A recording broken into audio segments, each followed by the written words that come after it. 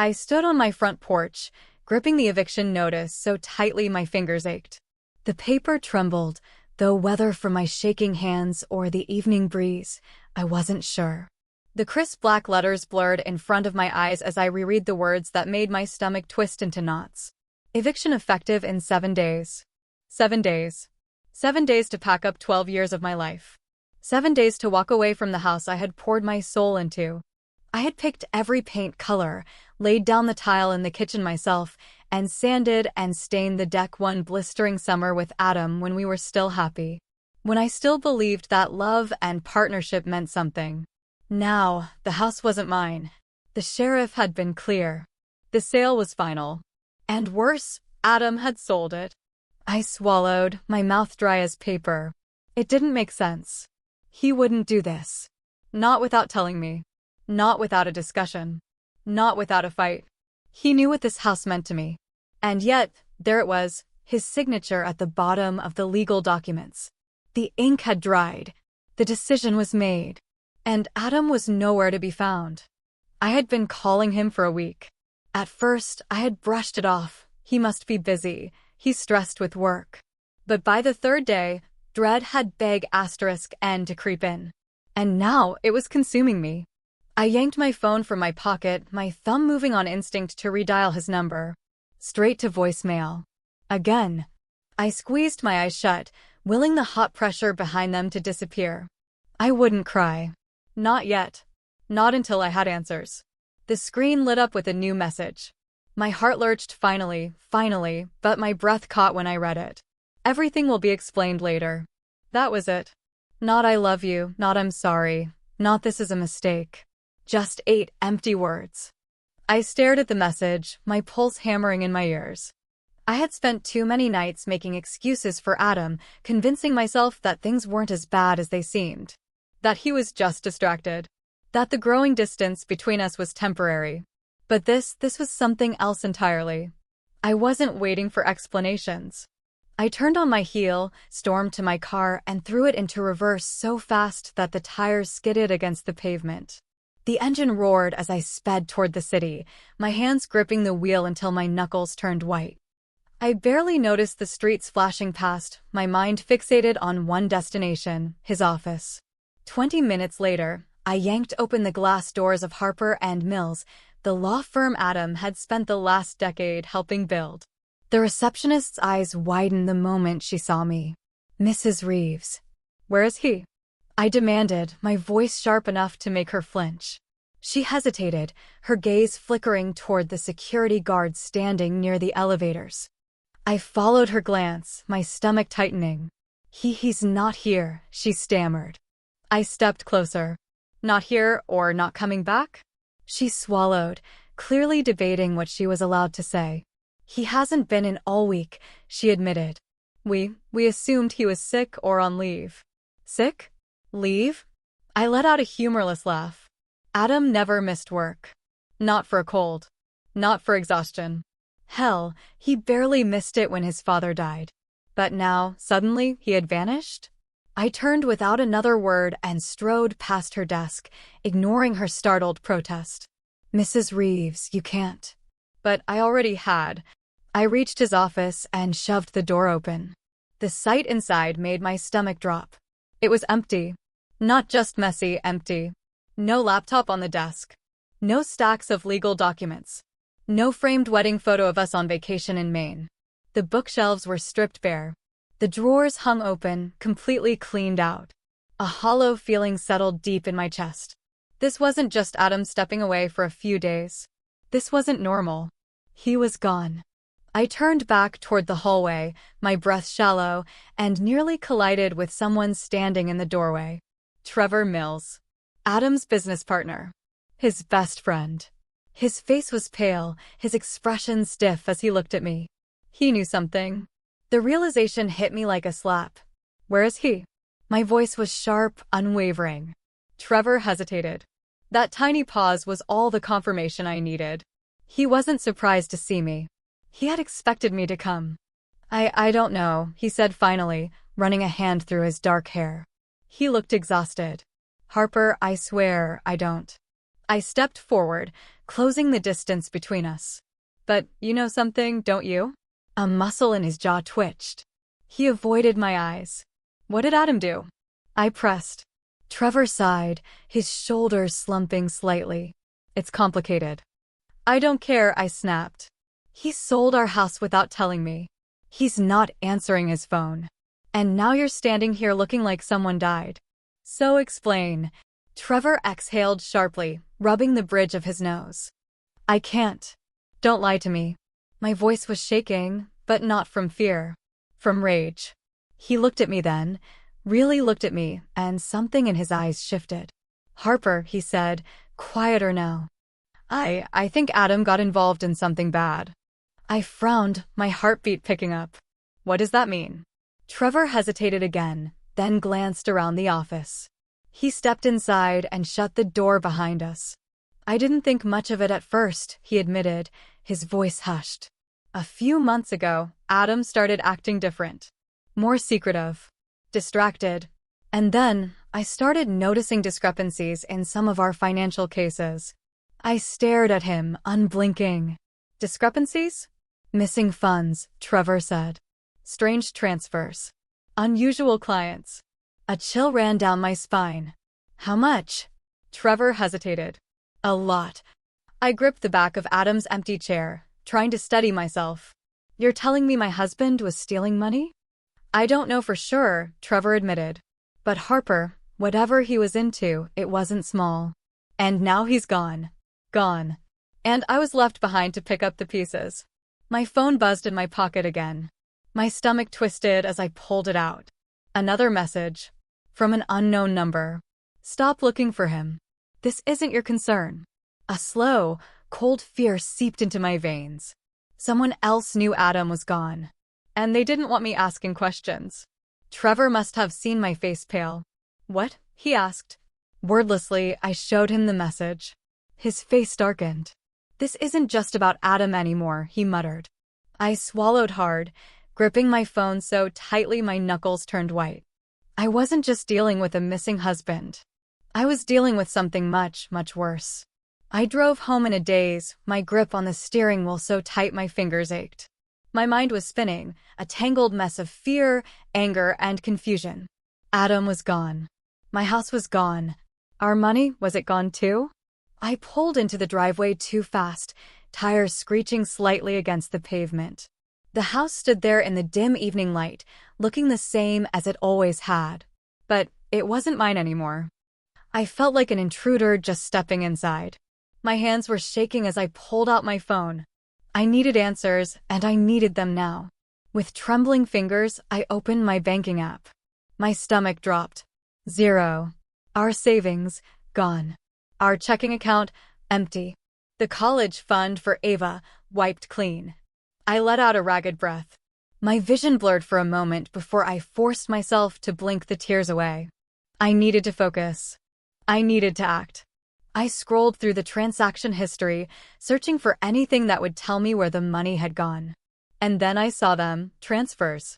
Large sums wired overseas. Hong Kong. Panama. Adam had drained everything and sent it all offshore. A hollow, sinking feeling settled deep in my gut. This wasn't just some mistake. This wasn't just Adam panicking and running away. He had planned this. Carefully. Methodically. And he had left me with nothing. I stared at the screen, willing it to change, to show me something different. Something that made sense. But the numbers didn't lie. I was broke. A sharp knock at the door made me jump. My heart pounded as I turned toward the sound. My mind raced. Was it Adam? Someone looking for him? The person who had sent that message? Slowly, I stepped forward, forcing my breath to stay even. My fingers hesitated over the doorknob before I yanked it open. Catherine Hall stood on my porch, her eyes wide with concern. I exhaled sharply. Jesus, Catherine. I came as soon as I saw your messages, she said, stepping inside. What the hell is going on? Catherine had been my best friend since college. A financial analyst, sharp as hell and fiercely loyal. If there was anyone who could help me figure this out, it was her. I wordlessly handed her my phone. She glanced at the screen, her face darkening as she scrolled through the transactions. "This isn't random," she murmured. "These accounts," she tapped the screen, eyes narrowing. "These aren't just any offshore accounts. These are serious. You don't move money here unless you're trying to hide it." I swallowed hard. "What do you mean?" She looked up at me. "I mean, Adam wasn't just running away. He was covering his tracks." The words sent a cold chill down my spine. "Why?" I whispered. Catherine hesitated. "There's more," she finally said. "I ran a quick check on Adam's finances before I got here. He wasn't just draining your accounts, Harper. He was in debt." I shook my head. "No, that's impossible. We were fine. We had savings." Catherine's lips pressed into a thin line. "Harper, he owed over $1 million. My breath caught. "$1 million?" She nodded grimly. "And not to a bank. Not to any legitimate lender. The kind of people who don't send polite notices when you miss a payment." I felt sick. This wasn't just bad. This was dangerous. I ran a hand through my hair, trying to force my thoughts into order. "So what now?" "If he ran." "He didn't just run," Catherine interrupted. "He was running from something." I swallowed the lump in my throat. I needed more than just financial records. I needed to find Adam. Or at least find out what had happened to him. Catherine seemed to read my thoughts. "I have a contact," she said. "Private investigator. He's discreet, good at finding people who don't want to be found." I hesitated for only a moment before nodding. "Call him." The next morning, I met Matt Wilson at a coffee shop on the outskirts of town. He was a man in his early 50s, gruff but sharp, the kind of person who had seen enough to not be surprised by much anymore. Catherine had filled him in on what little we knew, and he wasted no time getting to work. He spread out documents across the table, scanning them quickly. "This sale," he said, tapping the paperwork for the house. "It's not clean." I frowned. "What do you mean?" Matt leaned forward. "Your house was sold well below market value. That's not normal." I shook my head. Maybe he was desperate for fast cash? Matt didn't look convinced. "Maybe. But then there's the buyer." He slid a paper toward me. "The company that bought your house? It's a shell corporation. And not a good one. It's connected to real estate deals that have been flagged for financial crimes." I stared at him, my pulse picking up. "So what are you saying?" "I'm saying whoever Adams sold this house to, they weren't looking for real estate. They were looking for something else." I exhaled shakily. The pieces weren't adding up. And the more we found, the worse it looked. Matt leaned back in his chair, studying me. "The way I see it, Harper, you've got two problems. One, you don't know where your husband is. Two, you don't know who he owed money to." I didn't like how that sounded. "Do you think he's in trouble?" I asked. Matt's expression was unreadable. "I think trouble is already here." As if on cue, my phone buzzed. Another message from the unknown number. "Last warning. Stop asking questions." Matt reached for my phone, reading the message. His eyes darkened. "Yeah," he muttered. "Trouble's definitely here." I swallowed hard, my hands gripping the edge of the table. "I can't just stop," I said. "I need to know what's going on." Matt nodded slowly. "Then we need to start at the beginning. We need to figure out who Adam was involved with. And we need to do it fast." That night, I sat on my couch, staring at my wedding photos. Adam's smiling face stared back at me, frozen in time, from a world that no longer existed. I thought about the last year. The times he had been distracted. The moments he had brushed off my questions. Had I been blind? Had I missed the signs? I wanted to believe that there was some explanation. That this was all some horrible misunderstanding. But deep down, I knew better. Adam wasn't just missing. He was running. And I was running out of time to find out why.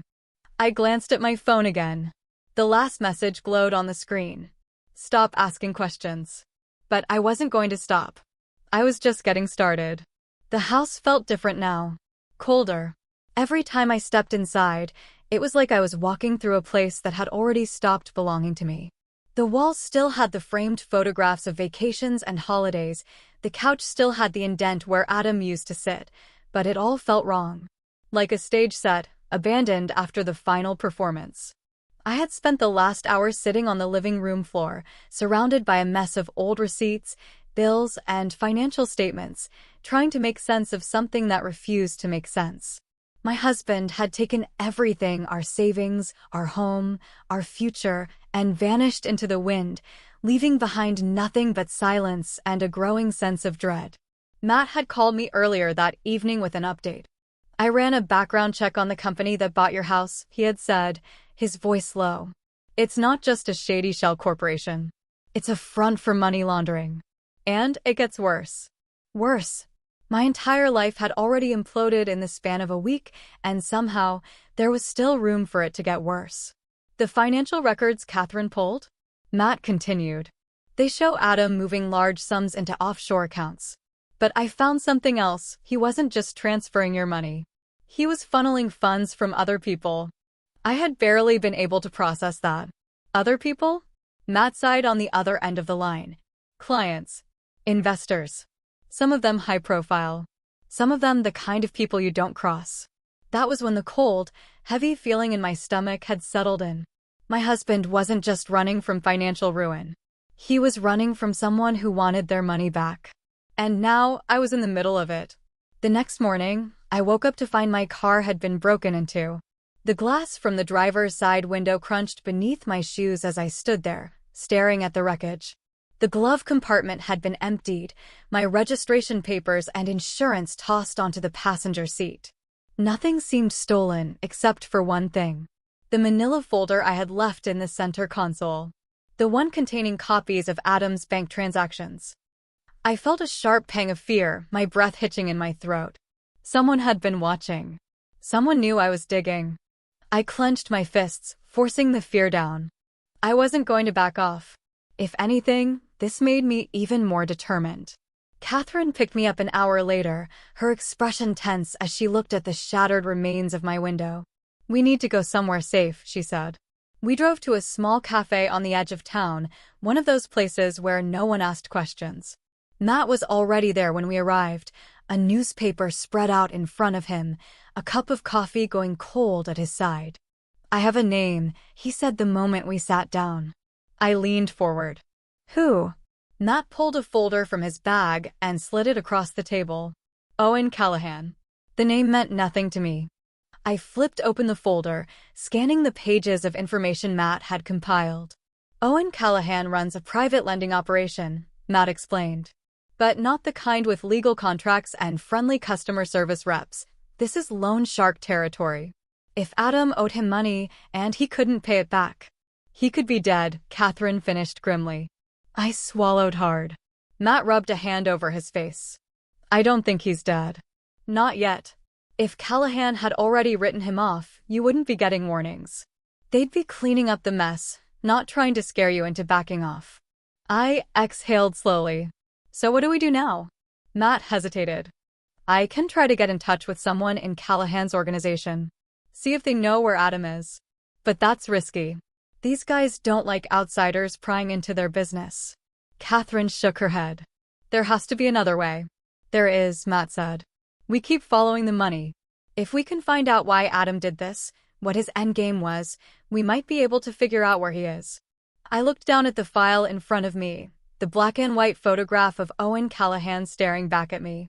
A middle-aged man with a sharp jawline, cold eyes, and the kind of expression that told you he didn't take no for an answer. Adam had been desperate enough to borrow from him. And now I was the one left dealing with the consequences. Later that night, I sat alone in the darkened house, a glass of untouched wine on the table in front of me. My phone sat beside it, glowing softly with an unread message. Not from Adam. From the unknown number. "Stop." Just one word. I turned the phone over, blocking out the sight of it. My entire body was tense, wired with exhaustion and adrenaline. I felt like I was standing at the edge of something dangerous, teetering between the need to know the truth and the overwhelming sense that, once I found it, there would be no going back. The next day, Matt called me with a lead. "I found out something interesting about Trevor Mills." I frowned. "What about him?" "He didn't just work with Adam. He was involved in this." The financial records, the offshore accounts, he has ties to them too. I felt a sharp stab of betrayal. Trevor had looked me in the eye and told me he didn't know anything. But he had known. He had known exactly what Adam was doing. And he had let me believe he was on my side. I drove to his house that evening, my hands gripping the wheel tightly. I didn't even bother knocking when I arrived. I walked straight up to the door and banged on it hard. It opened within seconds. Trevor stood there, looking startled. "Harper, don't." My voice was shaking with barely contained fury. "Don't act like you didn't know. I trusted you." Trevor exhaled heavily, running a hand through his hair. "Harper, listen to me. You lied to me." My voice rose. "You told me you didn't know where Adam was. But you were in on it, weren't you?" Trevor looked away, his jaw tightening. "I didn't have a choice." I let out a bitter laugh. "There's always a choice." He was silent for a moment. Then, finally, he spoke. "Adam came to me 6 months ago. He was in deep.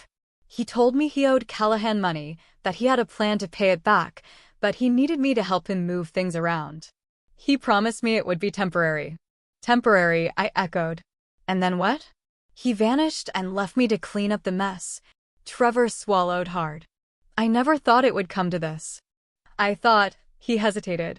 "I thought he would take care of it before it got this bad." I stared at him, my heart pounding. "Where's he, Trevor?" He hesitated. And then, finally, "He's in hiding." The words sent a chill down my spine. I took a slow, steady breath. "Where?" Trevor shook his head. "I don't know exactly. But I can find out." I narrowed my eyes. "Why should I trust you?" Trevor met my gaze. "Because I want to fix this. I should have stopped it before it got this far. Let me help you now." I wanted to believe him. I needed to believe him.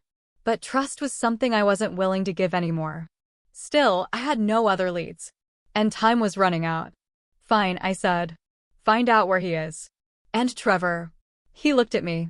"If you lie to me again, I'll make sure Callahan knows exactly where you are." Trevor's face paled. I turned and walked away, my pulse pounding.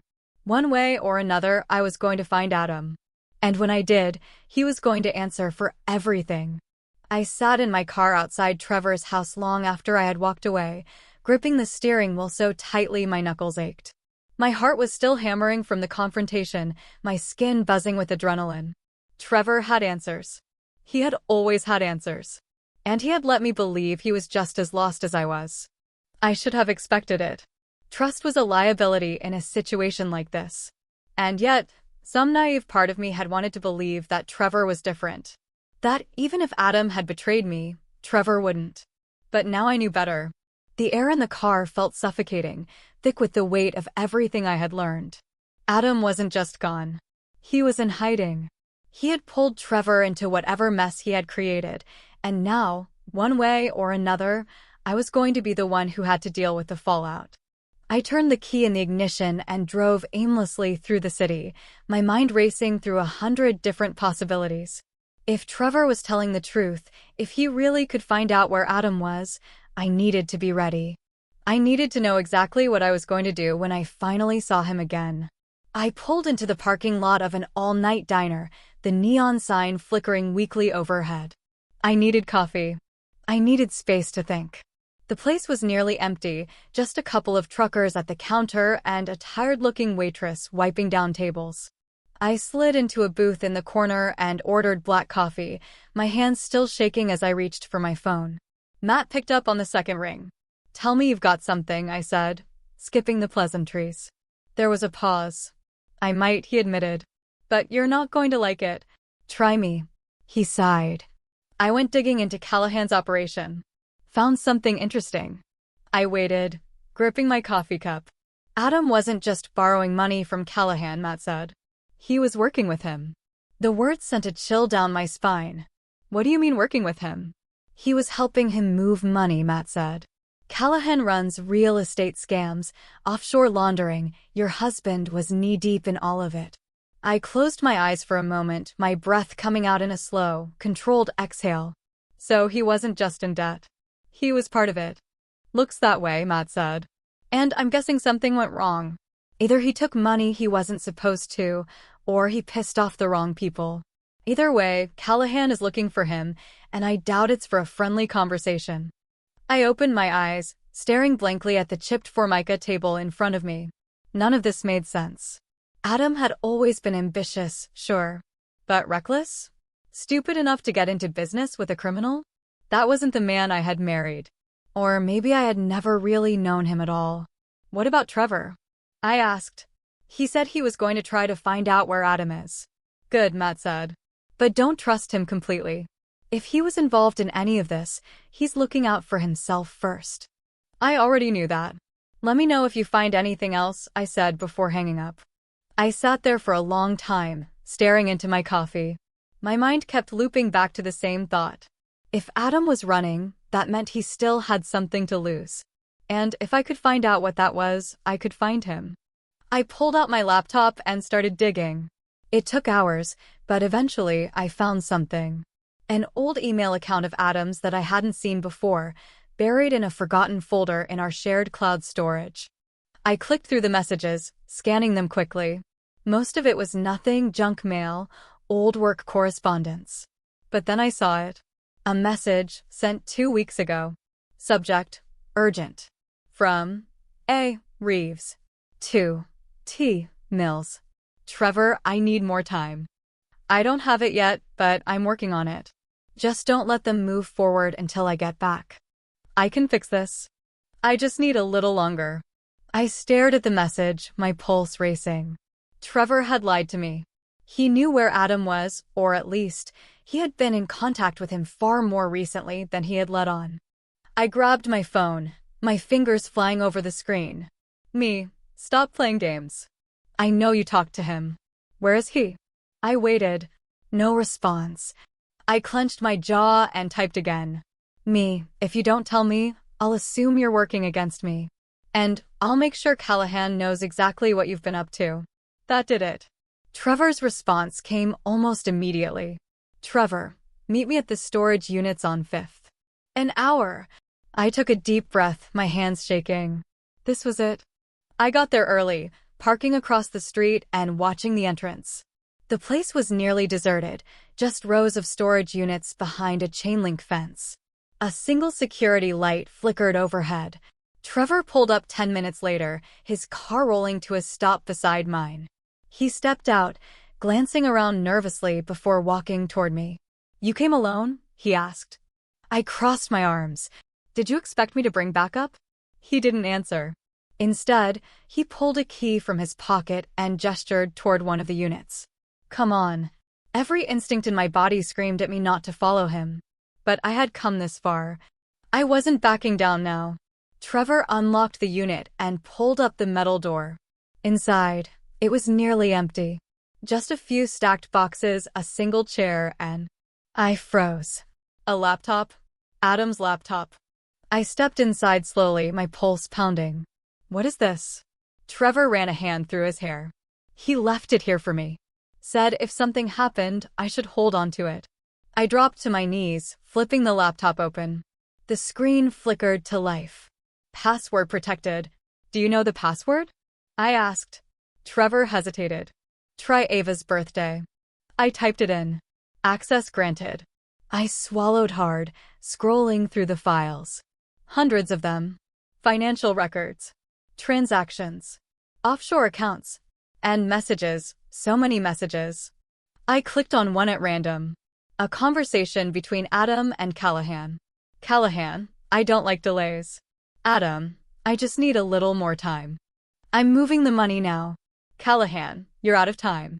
Either you deliver or we come looking. My stomach twisted. Jesus, I whispered. Trevor shifted beside me. I told you. He got in too deep. I kept scrolling. There had to be something. Some clue about where he was now.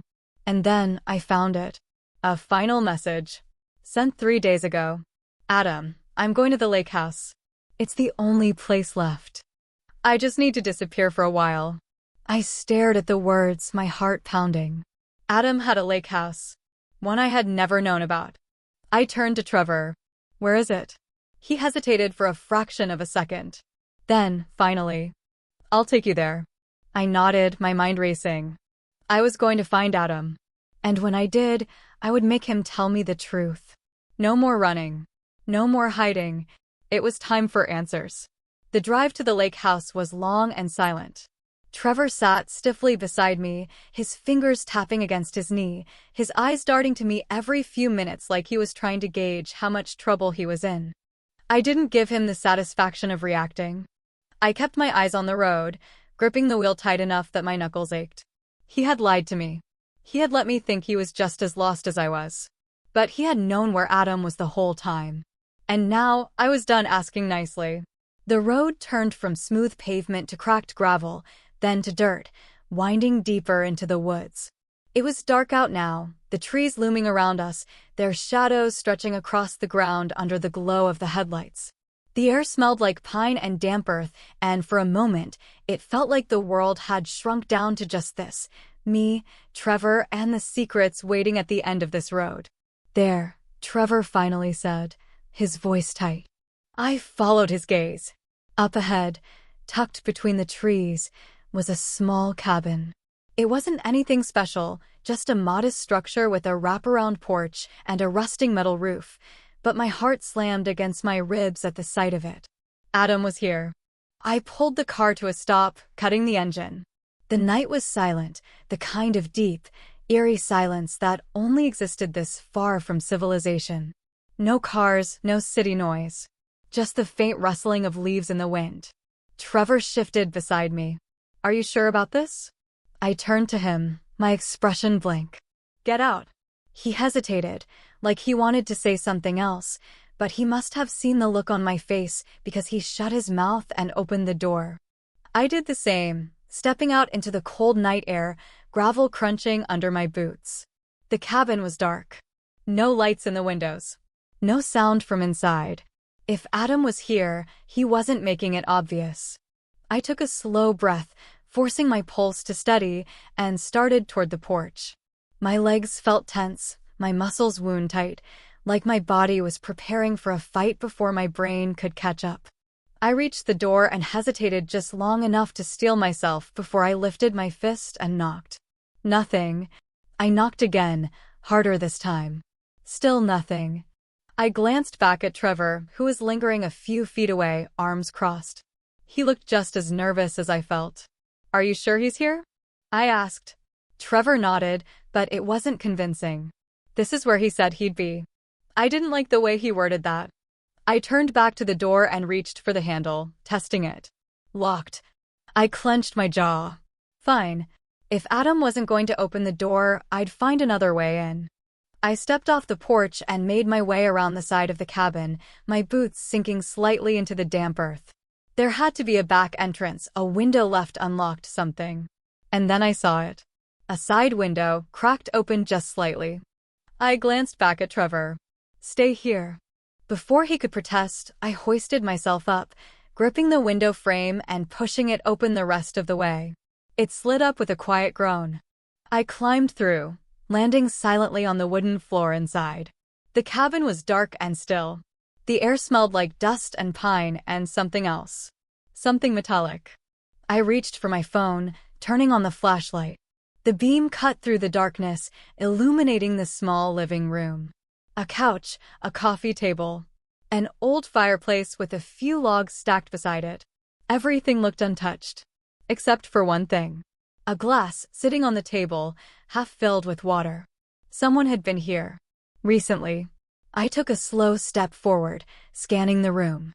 Adam? No answer. My pulse picked up as I moved toward the hallway. There were only 2 doors, one leading to a small kitchen, the other to what I assumed was the bedroom. I pushed the bedroom door open slowly, the hinges creaking. And there he was. Adam. Sprawled on the bed, unconscious. For a second, I didn't move. I just stood there, staring at him, my mind struggling to process what I was seeing. His hair was longer than I remembered, his face thinner. His clothes were wrinkled, his shirt stained with something dark. Blood. My breath caught in my throat. I moved fast, crossing the room and grabbing his shoulder, shaking him. Adam. Adam, wake up. A groan. His eyelids fluttered, Then slowly, sluggishly, he opened his eyes. Harper.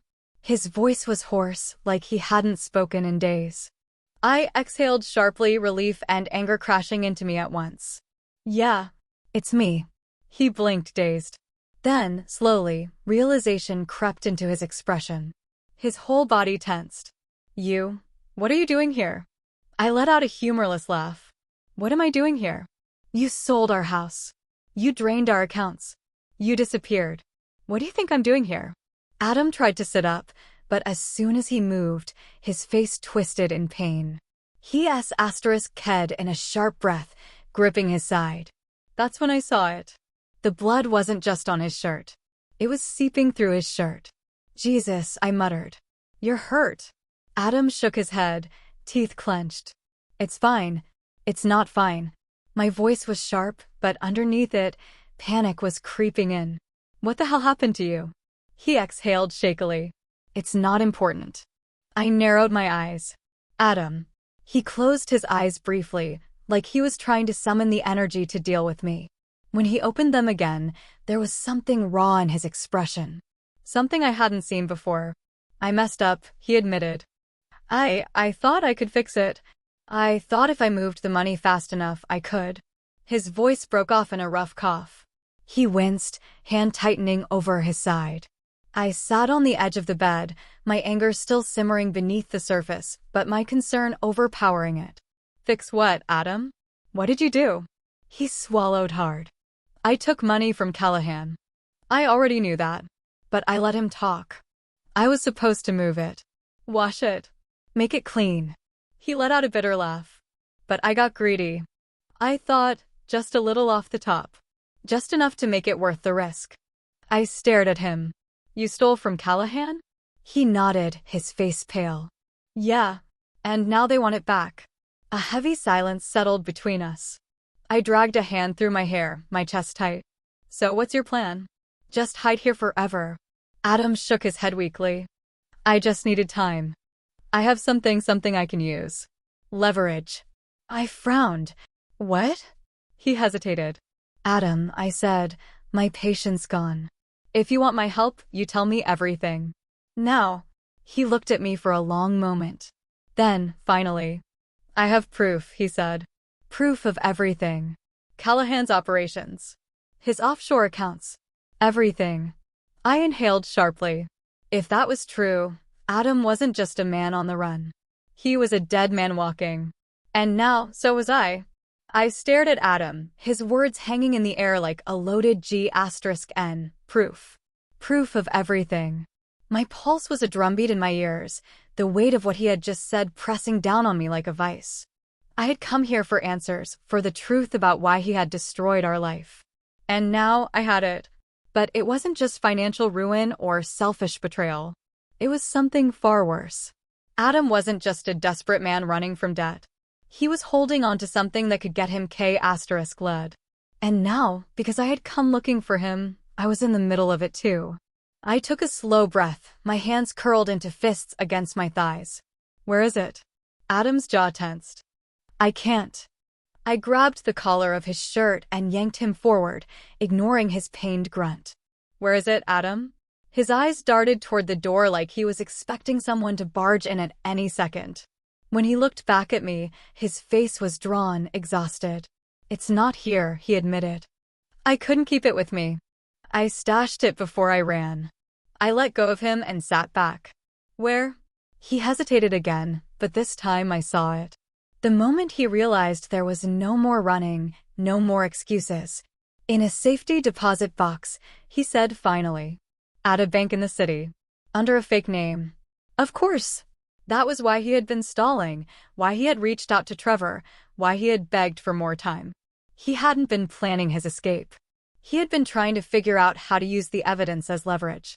I shook my head. You're an idiot. A faint, humorless smirk tugged at his lips. You're probably right. Before I could say anything else, a noise outside made both of us freeze. Gravel crunching under tires. My body went ice cold. I turned to Adam, who looked just as frozen as I felt. His face had gone pale, his breathing suddenly shallow. They found me, he murmured. I was on my feet in an instant.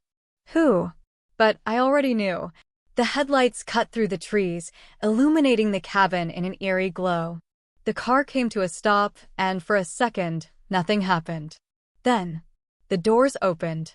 I caught a glimpse of movement, dark figures stepping out into the night.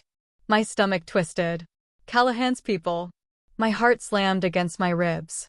How? I whispered. How did they? They must have followed you, Adam said, his voice tight. Rage boiled in my chest. No, this was not my fault. Adam had done this. He had dragged me into this. And now we were both going to pay for it. I grabbed his arm. We need to move. Now. He grunted in pain but didn't argue. I half-dragged him to his feet, his body weak but still capable of movement. His blood stained my fingers, warm and sticky, but I ignored it. Survival was the only thing that mattered now. Footsteps crunched outside. They were coming. My mind raced. There was no back exit. No car. No way out except through them. Unless the window. I didn't hesitate. I yanked Adam toward it, shoving it open with both hands. The cold night air rushed in. You first, I whispered. Adam hesitated, his body swaying. I could see the doubt in his eyes. They'll K*LLS, he muttered. Not if I K** led them first. I shoved him. He groaned as he hoisted himself up, his arms trembling with effort. He was weak, but he managed to squeeze through, disappearing into the darkness. I turned back just in time to see the cabin door burst open. A man stepped inside. Broad shoulders, dark eyes, the unmistakable look of someone who had done this before. A G*N in his hand. I didn't wait for him to speak. I grabbed the heavy lamp from the table and swung. The base of it smashed into his skull with a sickening crack. He stumbled, cursing, but didn't go down. His G*N lifted. I didn't give him the chance to use it. I lunged, my body moving on instinct, and slammed my knee into his gut. He grunted, doubling over. His grip loosened on the G*N, just for a second. I grabbed it. His eyes widened. I pulled the trigger. The SH*T exploded in the small space, deafening. The man dropped, his body slumping to the floor. For a second, I just stood there, breathing hard, my hands shaking. Then, more footsteps. They were coming. I turned and dove through the window, landing hard on the cold ground. Pain jolted up my arms, but I barely registered it. Adam was a few feet away, slumped against a tree, his breath ragged. Can you run? I whispered. He gave a weak nod. I grabbed his arm and pulled. Then run. We disappeared into the trees, the sounds of shouting behind us. The woods were thick, branches slashing against my skin as we ran, our breaths ragged in the silence. I had no idea where we were going. I just knew we had to keep moving. Adam stumbled, his body weak, but I didn't stop. I dragged him forward, my grip tight. The sound of footsteps followed us. They were hunting us. A light flared behind us, the beam of a flashlight cutting through the darkness. A voice cursed. They went this way. I clenched my jaw. We wouldn't make it far like this. Adam was slowing us down. He was too injured, too weak. But I wasn't leaving him. A shape loomed ahead, a cabin. Abandoned, from the looks of it. A hunting shack, maybe. I yanked Adam toward it, shoving open the door. It creaked, loud in the silence. We stumbled inside. Dust floated in the air, the scent of old wood thick in my nose. There was barely anything inside, just a rusting stove, a broken chair, and a trapdoor. Hope flared in my chest. I rushed to it, yanking it open. A crawl space, leading to somewhere. I didn't know where, but anywhere was better than here. I grabbed Adam's arm. Get in. He didn't argue. He slid inside, his breath shaky. I followed, pulling the door shut just as the cabin door burst open. Silence. I could hear them moving above us, their footsteps heavy. My breath was caught in my throat, my pulse hammering so hard I thought they would hear it. Then, a voice. Find them. Footsteps. More voices. Then, silence. I didn't move. Not for a long time. Then, finally, Adam shifted beside me. Harper. I pressed my hand over his mouth. Don't talk. Because this wasn't over. Not yet. But one thing was clear.